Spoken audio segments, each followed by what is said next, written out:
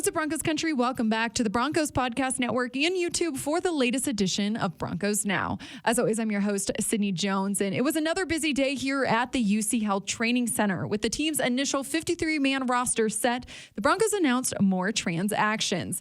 The team did not claim anyone off waivers, but added 13 players to their practice squad. Denver signed defensive lineman McTelvin Agim, tackle Quinn Bailey, defensive lineman Jonathan Harris, cornerback Fayon Hicks, wide receiver Kendall Hinton, quarterback Josh Johnson, outside linebacker Jonathan Kongbo, inside linebacker Kanai Maga, cornerback Jaquan McMillian, guard Natani Muti, running back Divine Azigbo, tight end Dylan Parham, and wide receiver Darius Shepard to the practice squad. Each NFL team is eligible to have 16 players on its practice squad, including 6 veteran players with no experience limit. So Denver will be able to sign 3 more players.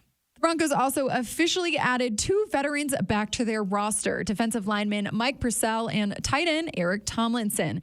In a corresponding move, the team placed tight end Greg Dulcich and quarterback Michael Ojemudia on injured reserve. We heard from general manager George Paton yesterday, and he said this was a procedural move. So Purcell and Tomlinson, a big part of what we're doing. Mike's one of our core guys. You know, we didn't play him in the preseason, and they're going to be here. They're doing a favor for the team. They're taking one for the team. In other news, the team was back at practice today and will have another practice tomorrow. We heard from head coach Nathaniel Hackett as he discussed this team's initial 53-man roster and how nice it is to have these expanded practice squads. I mean, it's great. I mean, I think that, you know, the whole NFL schedule has changed from how much we get to practice, how many, days you get to go hard, all those things. So I think the more guys you have throughout the season to be able to develop them is so huge, because this is a game of health.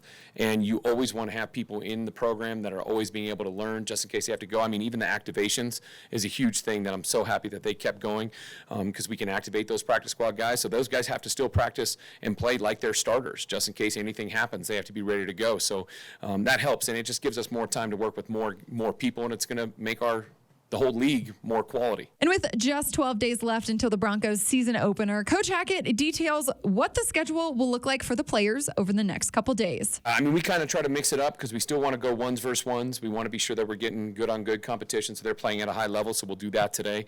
But we'll kind of mix some things in here and there and try to get in. It's funny, as a coach, you don't want to look at it too long because you keep thinking of more and more things that you want to do, and so you want to try to tighten it down. You don't want the game plan to get dull, so you don't want to just throw it all at the guys right away. So it's kind of a, slowly throwing things in there one by one. We also heard from wide receiver Jerry Jeudy and cornerback Pat Surtain as they spoke to the media before practice today.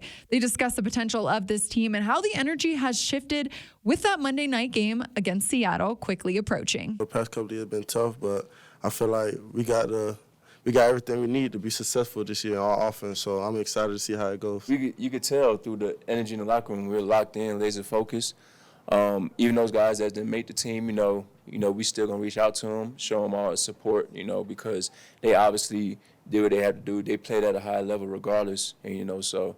But at the end of the day, it's that time of the year where we just lock in and focus on the season ahead. So, now joining me here in the Broncos podcast studio is Broncos lead writer Aric DiLalla. Aric, another busy day here at the team headquarters. Yeah, that's right. Still getting the roster all put together. Yes, exactly. First things first, Broncos did not claim anyone off of waivers this morning. That seemed a little bit surprising, no? Yeah, and it's hard to know exactly, did they place any waiver claims, or were they just not awarded anybody, because you obviously have 8 teams ahead of the Broncos in the waiver priority. So it's possible maybe they put a claim in on somebody and just another team ahead of them took that guy first. Yeah. But I do think it speaks to the overall depth of this roster and where George Paton thinks it is. If they had big concerns about where this roster was, you would think that they would have ended up with 2 or 3 waiver claims. We've certainly seen that in the past over the last couple of years with this group, just adding some depth, churning the back of the roster. You didn't see that on this Wednesday, and I think that's a good sign. You look around the league, and teams like the Bears picked up 6 different guys, and so I think this says, hey, George Paton feels pretty comfortable about where this roster is, and for right now, they're willing to go into the season with who they have. The Broncos did assemble their practice squad today. They signed 13 players. I discussed who is returning earlier in this show, but Aric, how do you feel about this group? They seem like a good group. A lot of guys returning. Yeah, I mean, everybody is headed back. Yeah. Obviously, the Broncos didn't claim anybody, but they also didn't have anybody claimed. And while that's good for the Broncos, you also wonder, is that a commentary on some of these guys' talent level or their potential? But I think the Broncos feel happy. They're excited to get these guys back. You talk about, Josh Johnson in particular. Obviously, he could choose as a veteran where to re-sign, but to have him on your practice squad and get to keep essentially all three quarterbacks from your room in the offseason is a big deal. And then you talk about Netane Muti, McTelvin Agim, Kendall Hinton, even some more, I think, developmental guys like a Jonathan Kongbo, for example. You see that those guys are able to stay. Now they're able to work and get better.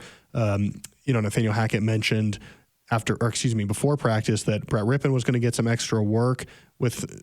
They have these programs set up to help guys that don't get as many practice reps. And so maybe that applies to the practice squad guys too. We'll have to see, but there's a chance for these guys to get better. And these guys are going to play at some point. That's just the way that the NFL works. You're going to have injuries. These guys can get called up to the active roster for game day.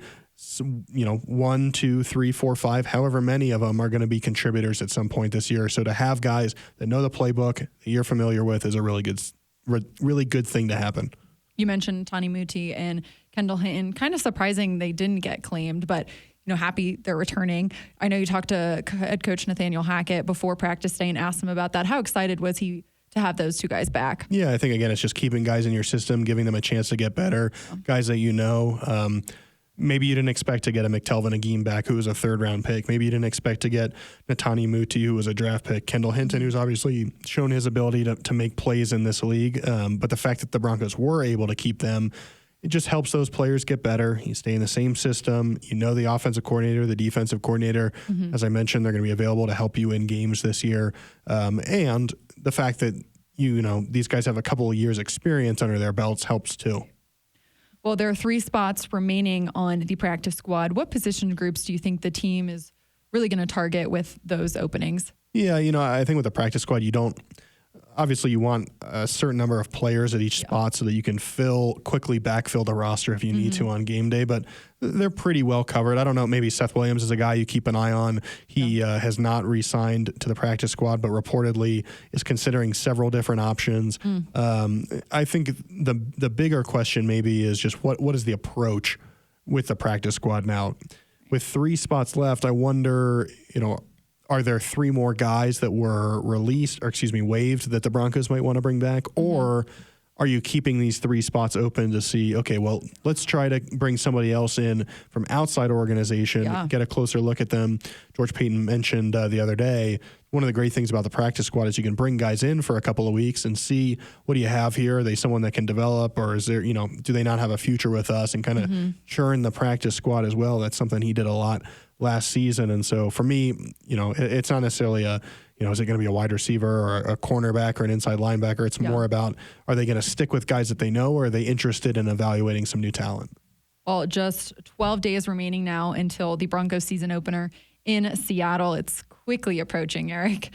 We heard earlier in the show from Pat Surtain, who discussed the energy that's already shifted in the locker room with that coming up. Yeah, that's right. I think it's clear that these guys are locked in. They're focused. They know what's at stake. Obviously, we'll talk a ton, I'm sure, about Russell and heading back to Seattle, his former team. But I think everyone in the building recognizes what's at stake in this game, recognizes kind of the importance of going out there and starting this season on the right foot. And I think, if you're Nathaniel Hackett, if you're one of these offensive players, you want to go out there and prove, hey, this offense is going to look great, even though that we didn't play in the preseason. And if you're a defensive player, you probably want to go out there and hit somebody, because it's been a while since you've gotten to do that. So need to make the most of these next few days of practice. And then, midway through next week, I'm sure they'll get into their game preparations and really move forward towards Seattle. Yep, just a couple more days until they get back into that game week. Aric, appreciate your time and look forward to having you on again tomorrow. You got it. We were back inside the locker room before practice today to catch up with the players who made the initial 53-man roster yesterday. Quarterback Brett Rippin detailed how Coach Hackett texted him and what it meant to him. Got a text yesterday from Coach Hackett and call that, you're supposed to come in, and that's never a good sign. So I wasn't too optimistic about the whole situation, but came in and he told me the news, and obviously just, super excited. And Got to call my wife right away, and pretty emotional moment there for me, just not making the team out of camp the first 3 years. And, I think it goes to show, continue to work hard and focus on what you can control and get things happen. So, yeah, it was unbelievable.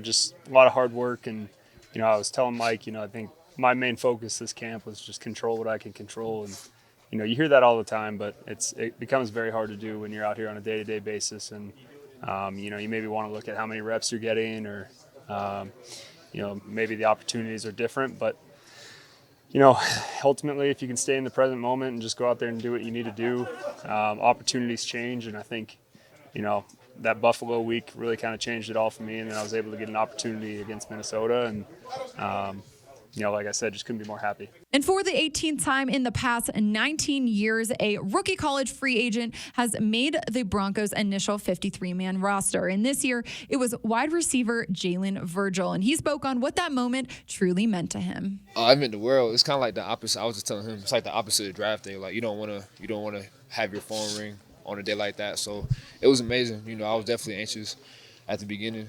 But whenever I figured out I made the team, I was very happy. So I feel like I really worked for it.